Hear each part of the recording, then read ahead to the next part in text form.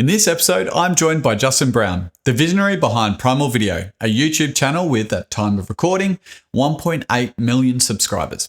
And it's transforming how people create and leverage video. Justin takes us on an awesome journey from his early days as a doco filmmaker, capturing big wave surfer Mark Visser in life-threatening conditions, to the critical moment he decided to pivot his own career. You'll hear about his surprising transition from being behind the camera to becoming the on-screen talent, and how his family inspired a crucial shift in his approach to work. We dive deep into the evolution of Primal Video, discovering why Justin and his brother Mike decided to give away their best stuff for free on YouTube, and the paradigm shift that turned the whole channel with just 49 subscribers into a global phenomenon. Justin shares invaluable advice on finding your niche, understanding what your audience truly searches for, and building a thriving online community without getting caught up in the numbers game. This conversation is a goldmine for creators, entrepreneurs, and anyone looking to make a meaningful impact through video. Let's get into it. Justin, can you tell me a moment in your life that was one of the most difficult moments, but turned out to be a blessing? Oh, just drop straight into it. You're like, I'm going to have a couple of curveballs. Okay, a life. I told you there'd be a bomb at the start. I was sweating already. I think one of the standouts for me, and it was a few things that led into really changing me, was I was working with a big wave surfer, Mark Visser, and it was an awesome experience, travel around the world, capture him surfing in these awesome locations, dream job. But there was so many near-death experiences, let's put it that way, where stuff would just go wrong. I had parachutes that didn't open properly, unload skydives. We had trees fall because you're filming around storms. So I guess the lesson from there is it's like you kind of get to push and put yourself into a space where you're doing your job. I'm capturing these moments, but you're loving it, but you've still got to be aware of what's going on around you, because you can just get caught up. And I think that flows through into everything. Like, we can get caught up with our to-do lists and stuff in life, but it's just stopping, taking that step back, taking it all in. It's like, I've chosen to be here. Like, let's enjoy this. And if we can make our decisions and stuff from that place, then it's just more fun, I think. So, I'm not sure if that really made sense. It made sense in my mind. Well, no, it makes complete sense. But I want to understand what it feels like. You're on this shoot, helicopters, parachutes not working, big waves, life-threatening kind of moments. What's it like when you're back in your home in your comfy bed and you have that moment where you're like, I did all that? What does that feel like? It actually now, because I've been out of that stuff for a while, it actually now feels like a previous life. Like, almost like we just jumped timelines. It's like, did that stuff really happen? Because some of it was crazy. Like, you're on call, for watching swells and whatever. Someone's like, hey, you want to come to this family barbecue? You're like, oh, if I'm here. Like, so it takes over your life for that. And look, I wouldn't trade it for a second. It was an awesome experience. So now, though, it feels surreal that even happened.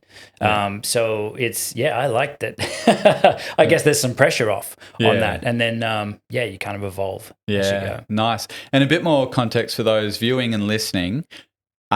This was probably, I guess, at the peak of your video business career and when you were a documentary filmmaker.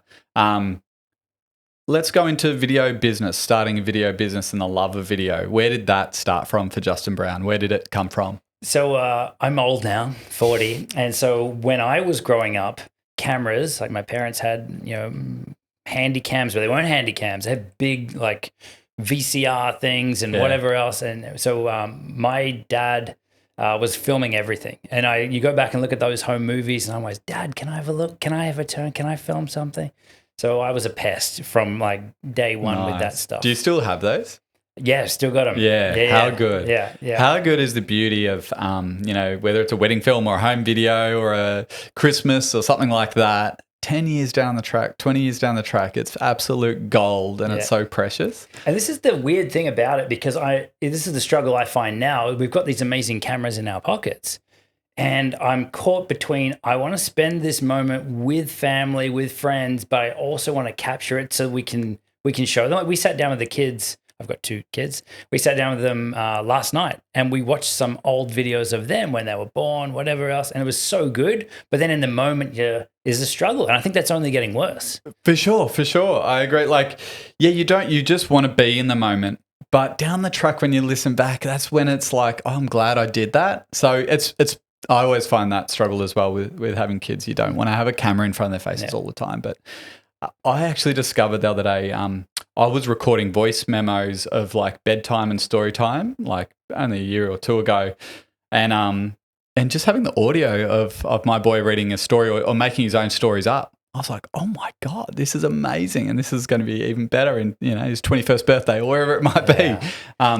So there's a magic to that. Absolutely. I think there's a sweet spot in that you want to capture enough. Like we went to a concert the other day and it's just phones everywhere. And you're kind of trying to watch, but there's someone got their phone up in front of it. So I don't know. I've never gone back and watched those. So I tried, if I'm in a scenario like that, I'm probably not recording much. So it's just interesting. I think it's only going to get worse for people drawing that line. Yeah. Everyone's got a camera in their hand. You love the home videos. Dad had the camcorder out. When did it become a time for you to go, I want to do this as a career? So my first client ever was Surf Life Saving Australia. I've been in the surf club, making videos of us racing. I used to race those rubber duckies, rescue boats. And because I had these videos that we were shooting, they would play them at their dinners and whatever else. It's like highlight reels, contrasting that to people's photos is like, draw a bit of a crowd.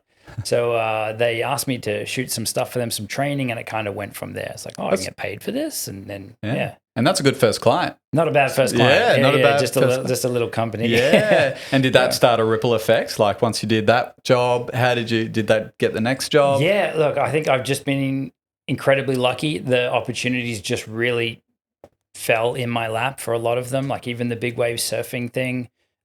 Just fell into my lap, just randomly meeting people. I think I've had a very lucky run with that stuff. Yeah. And so that was freelance Justin Brown, or you had your own video production company, and you did that for how long? Well, before I had these grey hairs, it was probably 15 years professional. 15 years? Yeah. So there was overlap there was a transition period as well. But I got to work with some of the biggest broadcasters, some amazing people, and hopefully got to, get their message out. And that's really the exciting piece for me. Yeah. As much as I love being, behind the camera, encouraging people and whatever, it's really just helping people get their message out. And I'm sure it's exactly the same for you. Like that's, and there's a lot of similarities in what we do, and even your background and everything as well. I think that's what's so cool about this. Yeah.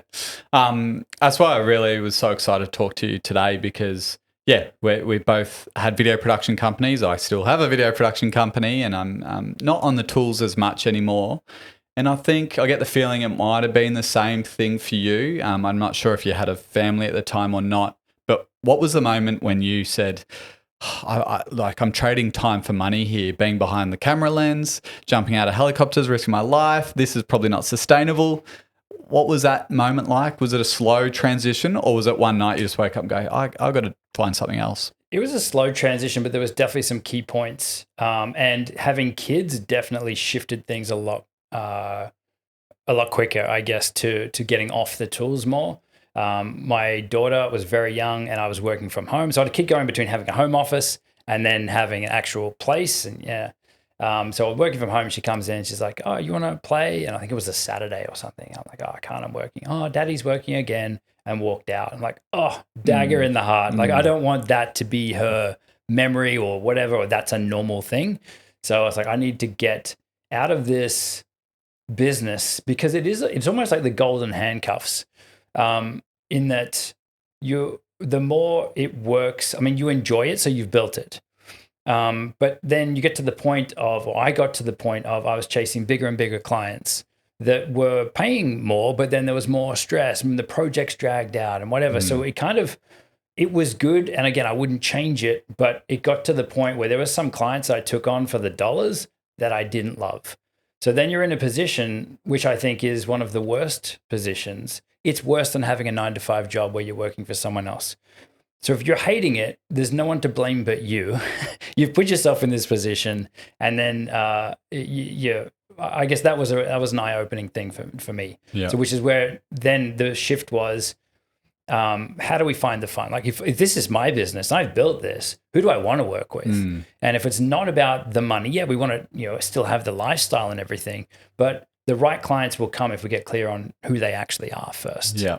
Yeah. Did it become a monster for you, or it was just the client here or there that was just like, this is, not where I want to be? I think there wasn't ever a clear, this client is, but there was a few, like I had some good paying clients that were in like the chemical space. And I didn't really, I don't agree with what they're doing and putting chemicals and stuff out there, but I took the job, and I guess you learn as you go, right? You learn the things like, I like this, I don't like this. So the work wasn't bad, but the overall message behind it that they were putting out there, that I was helping them put out there and to sell these things, I was like, okay, this is not a fit. So over time, you build these filters and things. It's like, we need more of this, less of this, instead of just chasing a dollar. And I think people maybe watching and listening are going, what are you talking about? Like, I'm in an office job and you guys are sitting there whinging about having a video production creative job. Yeah. And yes, it is the best job ever. It can be incredible. But I often, sort of mirror it to, let's say, a builder. Just as an example, obviously they're very different jobs. But if you're a builder and you want to build a building company, at some point you get off the tools and you're creating beautiful homes for people, but you're not necessarily out there with the nail gun and making it all happen and not being there with your family. And so at a time, I think you have to get off the tools and transition into a different space. And the beauty about our line of work is that there are so many options. You can literally do it. You can go into directing. You can go into audio recording, and it's just the sky's the limit. Photography, video, like there's just so many different things now. You decided YouTube. Yeah, I put the tools down, or clients down, let's put it that way. Yeah. So I still make videos, and the crazy part about that is that I'm actually on camera, and I'm someone that used to hate having my photo taken. I would hide behind the camera. Like I enjoyed it. But why YouTube? Why did you go YouTube? Why did you that's not like you're going to get a paycheck straight away. No, you've gone from you could transition, you're doing video production and building YouTube. Yes. But how long did that take? How did you transition? The transition was quite a while. So I started the channel with my brother, Mike, and we had no idea really what it would be. We had some startup businesses. Obviously, I had the production company. So it was we started YouTube on the side, and I'd worked on a documentary project called The Abundance Code with some mutual friends of ours. And that really changed the way that I look at some of these businesses that some really super successful people had. So we were flying around the world interviewing the nicest people, but they all had these crazy businesses, and they're all centered around just adding value to the internet, adding value to humanity, helping people with the stuff that they're interested in, and giving a lot of it away for free, like the best stuff away for free. And then their business models were something different, like working one-on-one or whatever, but they were helping a lot of people. I'm like, there's something in this. So Mike and I shut down a startup business that we had, helping people make videos, was real estate agents. I'm like, what if we just started putting this stuff up on YouTube to help way more people and just see what happens? So we had no real plan or goal or anything with it. At that point, it's like, let's just put it out there and see what happens. Yeah. Yeah. All right. A quick word from one of our sponsors, and then we'll get right back to the show. Today's sponsor is, it's me, Tom from Raw Lens. At Raw Lens, we create impactful video and stills content that captivates your community. If you're a business, organization, or individual with a message to share, then let's chat. Book your free Creative Spark session today at rawlensmedia.com. Let's bring your vision to life. Okay. Back to me in the show. Was there someone, when you were making that documentary, The Abundance Code, was there someone in particular where that really struck with you and you were like, wow, the way they're showing up and doing business is obviously working. Yeah, I want to take something out of their It was really the common thread. There wasn't anyone in that. Like they did so many interviews for that. And they're like 3-hour interviews. So you're just hanging on every word these people are saying. But I'm still like, oh shit, I'm filming here too. I need to watch everything. And so I was more engrossed in the what they were saying than even focusing. And I was like, there's something here. Yeah. So there wasn't standouts, but there was people like Jeff Walker, who is big in the online product launch space and helping people get their message out. Yeah. JB Glossinger, there's John Assaraf. So some big names in there. Yeah. And they all had that underlying thread of let's just add value. Let's help people. And there's so many different ways that you can make money. And this is where it's interesting because so many people don't want to put their good stuff out on podcasts or YouTube or whatever. They're like, well, that's what people pay me for. Yeah. Well, what if you helped so many people that were never going to work with you or whatever? Like, let's just help people. Yeah. And there's other ways that we can monetize. Yeah. So that wasn't clear to us when we started. Sure. It was like, let's just help people with this because clearly it's something that we like. And I think starting from that place too, where if you're creating your channel or putting content out around stuff that you geek out on, then you don't need to be motivated for it. Yeah. You still have those days where you're like, oh, I could really sleepy and I don't feel like doing this today, but it's not weeks and months. Sure. If you're hating it. If you love it, you're going to do it. You're going to be back on that horse quick. And I think that's a big piece of it. So how long did it take in the YouTube world? You know, you're giving value out for free. You're just doing something because you love it and sharing it. How long did it take? And were there moments where you were just like, not sure if this is a good idea? So how long did it take? Well, it's still taking, right? It's still going. It's still growing. But it was 6 months into our journey. We had 49 subscribers. I'm like, come on, I'm a video guy. What's going on? Surely the videos should do better than this. And sorry, pausing there. Yeah. 6 months in, 49 subscribers. How often are you sort of one a week? One a week? Yeah. Yeah, like, okay, we're doing something wrong. Or there's a lot of myths and stuff that people have heard, like it's too late. Would have been easier if you started. Like, it's too many people on there now. It's too overcrowded. All of that stuff. Or YouTube squashing small creators. Were you believing any of that? Yeah, at that point I was. I'm like, oh, okay, maybe all that's true. Whatever. So we kept pushing through.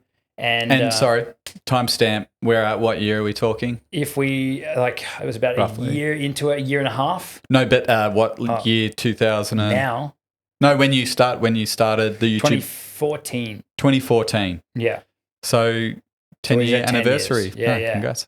Okay, 2014, 6 months in, 49 subscribers. Yeah. And look, with the 49, I created extra channels. I created a channel for my mom. I created a few extra on my business accounts. I all subscribed to the main one just to make it look a bit better. Like, come on. So it really 47, 45. It was like, 40. Yeah. So, it wasn't working, but our approach of build it and they will come, like, that doesn't work. Like, we're just throwing stuff up there. I was throwing out video tips. Like, oh, here's 3 ways to do this. And no one can find that stuff because no one's looking for it. So we needed a whole rethink on it. And so we got to the point where we were going to give up. We jumped on a call because Mike lives in a different country. We got on a call and I'm like, hey, I'm done. We're making these videos. I'm hating it. I'm on Groundhog Day or Groundhog Week of come up with an idea on a Sunday, film, edit, whatever, release it on a Sunday, and then we go again. Like, it's not fun. It's not making us money. It's not helping anyone. It's not, like, it's taking away from my life. And he was exactly the same. So he's like, all right, but before we shut it down, why don't we just try it again, but really try to look at YouTube as a business? Like, what does it need as a system? And really try to pull it apart. And it's like, it's a search engine. It's a content platform, but it's a search engine. So we really started to lean into what are people typing in? What are people searching for? How do we then show YouTube that, like, this could be a fit? So we're almost like stacking the deck in our favor, or shooting fish in a barrel instead of going for everyone. We don't need everyone to watch our videos. We want the right people. So that shift in approach, we've been going down that rabbit hole and really just focusing on search. Yep. We don't need to be the next Mr. Beast. We don't need to create content that everyone watches, but we know that there are things that people are typing in. And for any one of us as clients, potential customers, all of this stuff, what are their questions before they come to you? Right. How do we show up for those? Yep. As absolute, like, top of funnel, if we think marketing, absolute, before they're ready to buy, they're going to YouTube for free shit. They're going to learn to see, is this something I can do myself? What's involved in this process? Yeah. So our goal then was to start to show up at those things. Wow. And that's really now what we teach. So complete paradigm shift. I'm not just putting anything on YouTube. I'm going to look at what people are searching for, create stuff relevant to them and help them directly with that. Can you remember one of the early videos which sort of was more, search engine optimized and that worked, that you started to see numbers rolling in? You're like, we're onto something here? See, the hardest part with that too is that when you when you target search, it's never quick. Nothing's quick. And so it could be around 2 to 3 months for a change that you make to filter through. So it still took some time to see, okay, we're onto something here. Yeah. But once you start to look at how many searches per month a particular phrase has, like best editing software, right? We know people are interested in the best editing software. How many people? And what are they typing in to find that thing? So we're able to identify the keywords, the phrases and things that they're typing in, and how many people. So we're gauging demand. And so we started then speaking directly to that. Like we know, like how do we make them feel like if they clicked on our video that it was the one for them? Yeah. How do I speak those things where they're like, oh, this guy's speaking directly to me? So it was almost like you have further insight as to who the video is for. And that's really where it started to take off. So there was no real clear point. It kind of just slowly happened. And we're like, oh, right, this is that snowball effect.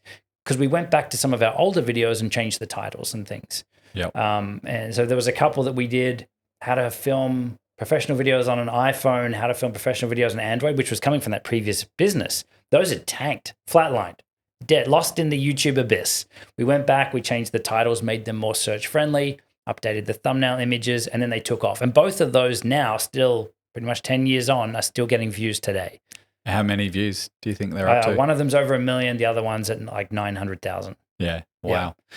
So at what point did you say, when did you say no to your last video production job as a video production person? Oh, that's an interesting one. See, I always said if the right client came along and it ticked all the boxes, so it was cool people doing cool stuff, it had a clear end date because productions can blow out, they drag out. And so a clear end date, then I would take it. So I think my last one was for Jets Australia, just some promo stuff for them. And if another one came along, I'd consider it. But at the same time, I'm not looking for it. Sure. You keep the door ajar, but YouTube's your thing now. And we send them your way. Yeah, thanks. Yeah. Yeah. Oh, that's really inspiring. And so today you are nearly 1.8 million subscribers on YouTube. Something's working for you, and there's poor people looking at my face. Like, is it Chris Martin? Maybe they're searching for Chris Martin or something. I had to Google it. We started seeing these comments through. Chris Martin's teaching YouTube. Like, okay, who's this? Yeah, okay, with some similarities. He's a very good-looking guy here. Can you sing? No. Okay. No. Definitely not Chris Martin. No. And you've got a great community. Where do you feel the most joy in your work now? Which is a different ball game, I guess you're playing. This is interesting. The shift for me was, and you touched on this earlier, was with the YouTube journey, it's not all smooth sailing, right? There was a point where I'm like, hey, even now that this is working, I'm not enjoying it. And the shift for me was I was a tech camera guy. I liked making the videos. But then I learned that what I really like isn't the making the videos. It's having them out there and the impact that they have. So for me, when I was remaking videos, we worked a great strategy for YouTube. If something's worked, let's double down on it. Let's update it every year. And it became pretty mind-numbing until I refocused it. I'm like, well, why am I doing this? And there's a real, like we forget, numbers on the screen, viewers, whatever, they're real people. And so once you start to really look at the impact you can have with your content and the ripple effects and whatever from that, that's the piece that I'm doing it for. So I'm never like, yes, it's filming week, let's go shoot some stuff. I'd much rather I get more excited when it's like, all right, video's going out. Yeah. Let's see how it's going. In terms of, are people liking it or whatever? Like, is this helping people? Because that's really our content. Yeah. What's it like in the comments section? Sometimes it's brutal, right? Everyone's free speech, right? I've definitely had some great ones, but look, the more the channel's grown, the negativity drops off. And you get back to everyone. Mostly most we did, people. And look, it's a great strategy starting out to try and respond to engage with as many people as you can. But we have someone on the team now that helps with that. But there's no way you could. It would be multiple people's full-time job to sit there and respond to people. Sure. So yeah, we try to answer the big ones. People want to people need to be able to help themselves too. Yeah, you can only help them to a certain extent. But it's an interesting thing too. Like, I don't know how many videos you comment on. Like, I watch a bit of YouTube, but I hardly ever comment. Even if I think it's a great video, I'm like, oh, it was good. And that's it. So there's a certain type of person as well that does comment. Yeah. And there's a certain type, again, in that subset that comments negatively. Yeah. So you can't gauge it just on comments, because I know I love videos and I don't comment on them. Yeah. And I know that I'm not alone in that. Yeah. There's serial commenters out there. Yeah. For sure. Yeah. You know what I find really interesting, which we haven't touched on, is you've run this business with your brother the whole time. What's that like? What's it like running a business with your brother? He is in a different country. I think that's why it worked. There was definitely a point where we probably would have fired each other if we weren't brothers. I know he's been frustrated with me, and same back the other way. We are complete opposites, but we also have the same goals. So his approach is totally different to mine, and I think we work well together, bounce off each other a lot. Yeah. And it's just two different perspectives growing in. So it's, And the roles and responsibilities are, he's the back of house business guy. You're the good-looking talent. I have no idea what he does, but he takes half the money. He's more the behind the scenes, the strategy team, all of that kind of stuff. Yeah. Which is good. There's some of our platforms and things like email I've never logged into. So I'm super grateful for that, because I know there's a lot of people that are doing it by themselves and they got to grow their email list and all of this stuff. So I love that I can be on the more, what I think is play fun side. And I think to him, that's the stuff that he geeks out on. So that's where that works really well. Yeah. Did I see, you've got an official plaque from YouTube or something, like, probably got a few of them now. YouTube send you things to say you're a certified YouTuber, you've got this many subscribers. What does that feel like? You're actually a YouTuber now? Do you like that term? It's a weird one, because I know it's a lot of people's goals they send you a plaque at 100,000 subscribers, which is, pretty cool. And then we got the million one. There's not another one now until you hit 10 million. So there's a big step for that. And who knows? But it's I think the interesting thing with the subscriber number, because it's a lot of people's goals, is to hit that, is that you can have a lot of impact, help a lot of people, have a really successful business revenue without the big numbers. If we look at where YouTube's going, it used to make a difference. If you had big subscribers, your videos would get pushed more. That is not the case, and hasn't been the case for a long time. YouTube wants new, recent, relevant stuff for people. That's all it cares about, is putting a good video in front of the right people. It wants to give people a good experience. So I know a lot of the stuff I watch, I don't subscribe to, but the algorithm's that good that it's going to be on the homepage when I get there. Or when I search for stuff, then things I've seen before, channels I've watched before, they're going to come back up towards the top. So it knows, it's tracking everything. It's a real creepy level that it's there to give you a good experience. So I think with that, the subscriber number now means less than it ever has before. So it'll be interesting to see if they keep it. I really think that they will remove it at some point. Okay. But at the moment, great news for people if they were starting out and they want to get stuff on YouTube. Massive opportunity. There is they'll get all the views because they're a bigger channel. Every new video starts at 0. And a great example, look at our channel. And you'll see that we're not hitting big numbers day one, week one. Some videos take off quicker than others, but if we know that it's around 2 to 3 months, if we're optimizing for the search side of YouTube, then your video can stick around for years afterwards and perform. Nice. What is your advice to someone starting out in YouTube? I'd say go into it without big expectations in terms of the time frame, but also that realize it's a long game. You hear this all the time. YouTube's a long game. It is unlike any other platform. It is now the one platform to rule them all. Podcasts, live streams, it's got shorts, it's ripped that totally off TikTok. So they're trying to have it as one content platform, like your website, where you can have different types of content. It doesn't mean you need to do them all. So my advice would be to test. Try different stuff. And not to see what the audience likes, probably more so to see what you like. Because again, if you like it more and it's fun for you and it's easy for you to do, then you'll do more of it. Because it's not a quick win.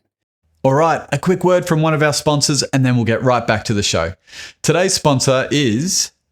it's me, Tom from Raw Lens. At Raw Lens, we create impactful video and stills content that captivates your community. If you're a business, organization, or individual with a message to share, then let's chat. Book your free Creative Spark session today at rawlencemedia.com. Let's bring your vision to life. Okay, back to me in the show. And it's a bit of a combination though, right? What you like and what people want to learn. And so the search engine optimization comes into it and the keywords and all of that sort of stuff. But you want to be able to like what you're doing and talking about. Yeah, I think if you were doing something just for the numbers, if we look at one side, then that's going to wear pretty thin. If you were getting no views, but you loved it, then you'd probably still stop at some point. Sure. Maybe. And there's obviously people that are like, I'm just doing it because I enjoy it. Awesome. Nothing wrong with that. But there is a sweet spot in the middle where you enjoy it and it does work. Yeah. And even we have a member in our community who has one of the most engaged audiences I've ever seen. And she helps people create clothes for hamsters, not just pet clothing, hamsters specifically. Wow. So whatever your niche, whatever your thing is, you're probably not alone with that. So that's where I say, like, the priority, I would say, let's work out what people want around the stuff that you want to talk about. Yep. Yeah. And now at Primal Video, your YouTube channel and your company, you have incubator programs and you help people grow their YouTube channel. Have you got any success stories? Has anyone had any success with you guys? No. It's all just, yeah. Does it work? No, it doesn't work. It's all just shut down. Good. We got this. I think that's the beauty of it. And that's the piece that we love, is watching people grow and the testimonials and stuff. As I said, we've got people that aren't even hitting big numbers and they're crushing their goals, like change their business, change their life, quit their 9-to-5 job, and are now helping and impacting people and building revenue streams that they couldn't have had before, like affiliates and sponsors and those kinds of things. But yeah, we've got some that have the vanity metrics as well. We've got some that have the vanity metrics and no business. And we've got others that, I guess is more in line with what we teach, is it's not about the vanity metrics. What do you mean by vanity metrics? Vanity metrics is in like high subscriber numbers. Yeah. Sure. Yeah. Because I've got some good friends that have like millions of, what are they called on TikTok? Followers, subscribers, whatever. Millions of following on TikTok. And they're living on the breadline.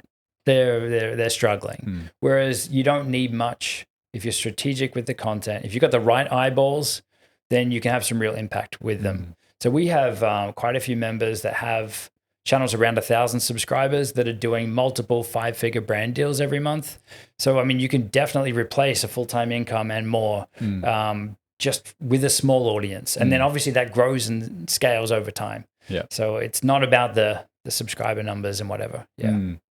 And so what's life like now for Justin Brown? The goal that I heard at the very start of all of this was you wanted more time with your family. Your daughter said, you're working again, Dad. Do you have those moments anymore? Do you have a bit more free time? You said after this podcast, you're done for the day. So I'm guessing. Yeah. Look, I think it's always, there's always the carrot dangling. Like there's always more we can do. And I think the biggest lesson I had to learn was it's okay to have leaky buckets, in terms of there's always more we can do. There's always, we could jump on this project and go and do this, but we're going to leave money on the table. It's perfectly fine. And I wasn't okay with that at the start. It's like, we need to make money. We need to survive. I want this lifestyle, whatever. Being okay with leaving money on the table is probably one of the biggest lessons that I had to learn, because you say yes to something, it's saying no to something else. So for us, I really like that book, Hell Yeah or No by Derek Sivers. Okay. It's a good filter. If something's not a hell yes, then it's a no, or it's a not now. So I try to keep it as a fun lifestyle-based business. It's not a full-time job, which is awesome, so that we can come hang out, cool people doing cool shit. And that's really the thing. I think we're only here for a short period of time. How do we enjoy this? And that's coming from the place of, I had this successful company. It had its ups, but I also had some clients that I chose chasing big projects, big dollars, that I'm like, hey, that's not really in line with where I want to go. So I think it's an ever evolving thing. I needed to go through that. And I think for any one of us, the lessons, and we're all right where we need to be, but it's knowing that we've got the choice to where we go next. So for me, I like to have my calendar pretty empty, and then it's more that we get to do something instead of have to do something. Yeah. That's amazing. It sounds like you've got a really great balance going on. It's nice to have that flexibility on your calendar. Is there anything next for Justin Brown and Primal, where you want to go and what you want to experience? I think we're now looking at other opportunities and other ways that we can expand that. So I've actually not taken a step back, but we're looking at how do we grow the channel and the business more. So we've got other presenters on the channel as well. Sorry about the videos that I did, by the way. Hey, you did 2.5 million views. We were looking before. So yes, Tom's presented for us. Yeah. Still not getting stopped on the street though. You know, the vanity well, metrics. Neither am I. And this is, I think, it's part of living in Australia. Like our audience is US by far. Australia's 6 or 7 on the list of countries that watch our stuff. So I like that. I like that we get to kind of have a normal life, because I know people that have, you know, they're getting stopped all the time. That's not me. That's not what I'm doing it for. I think I would be weirded out by that, I think. So I like that, yeah, we can share our thoughts and opinions and help people. I think that's the fun part. Amazing. Maybe get Mike back on the YouTube channel a bit more. Yeah, look, there's always this running thing is like, has this face held back the business? Would Mike, he's a good looking guy. Would the business be so much further along if he was in it? Yeah. Test it for the next decade. Yeah, we should. Yeah, I'll step back. No, I don't want to do what he's doing. Yeah. Thank you so much for coming in. I'm glad that this was a hell yeah for you. I hope it was a hell yeah for you to do definitely, it. Definitely. Yeah. And one last final question. Where is Justin Brown at most peace? I think family and beach. And if it's family at the beach, it's good. I also just like I really get a high from helping people with this stuff that I enjoy talking about. So geeking out on tech and cameras and gear, or building a business online, which is really what we've now built the business around. So hanging out on like a live Q&A, that's where I'm like, cool, how do I help? Like that to me is fun. Zero prep, not prepping slides and any of that stuff. So we're trying to, I think for anyone, you want to find that place. And that's why I say your question about starting a YouTube channel, just test stuff. Because that wasn't me. Justin starting being scared of being on camera and whatever versus now I'm like, cool, how can I help? This is fun. So I think it's a process that evolves, but yeah, those would be it. Family, beach, and maybe hanging out and cool conversations, cool people. So awesome. JB, I'm so happy you've found your place. You can tell that you have, because you're so good at it and you show up so naturally and authentically when you're doing it, and you're helping millions of people around the world. So thank you for coming in, sharing all your knowledge, and very inspiring from one video production person to another. I love what you're doing, so keep going. Thank you very much for having me. Hey everyone, thanks for watching the show. This podcast is truly a passion project for me and the small but awesome team behind the scenes. We pour our hearts into bringing you these honest and insightful conversations, but I can't tell you how much it helps when you hit that follow or subscribe button. The show gets bigger, which means we can expand the production and we can continue to bring in amazing guests from all walks of life. Please help us to do this thing that we love and hit that follow or subscribe button. We appreciate you being here. Thank you.